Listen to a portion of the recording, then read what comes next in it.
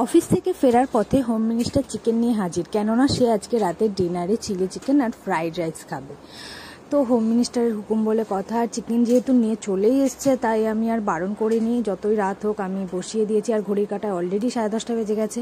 আমার সমস্ত কিছু করে রেডি হয়ে রান্না করতে করতে এদিকে বাবানকে হোম মিনিস্টার সামলাচ্ছিল, আর সেই ফাঁকে আমি সমস্ত কিছু কেটে কুটে রেডি করে নিয়েছি। দেখো আমার ফ্রাইড রাইসটাও রেডি হয়ে গেছে, আর চিলি চিকেনটা হচ্ছে। তো এত রাতে নিয়ে এসেছে, আমি খুব রাগও হয়েছি। তারপরে বলেছি বউ বলে কথা, বিয়ে করেছে, হুকুম তো মানতেই হবে। তো যাই হোক, আমি রেডি হয়ে গেছি। আর এই দেখো আমার মায়ের জন্য পার্সেলও তুলে রাখা হয়ে গেছে, এটা মায়ের বাড়ি পাঠিয়ে দেবো। তো তারপর বাবানকে খাওয়াবো, খাইয়ে বাবান ঘুমানোর পর আমরা নিজেরা নিয়ে বসেছি। এখন ঘড়ির কাঁটায় বাজে কটা জানো? এখন ঘড়ির কাঁটায় বাজে রাত 1:30। এই 1:30টার সময় কোন মানুষ ডিনার করে আমি জানি না, আমাদের ম্যাক্সিমাম টাইমে এরকম হয়।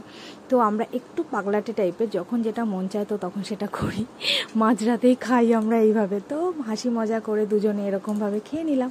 আর সত্যি কথা বলতে এত রাতে তাড়াহুড়ো করে বানিয়েছি। আর আমি এটা জেনে রেখেছি, তাড়াহুড়ো করে রান্না করলে আমার রান্না খুব সুন্দর হয়। ভিডিওটি ভালো লাগলে লাইক করো। Thank you.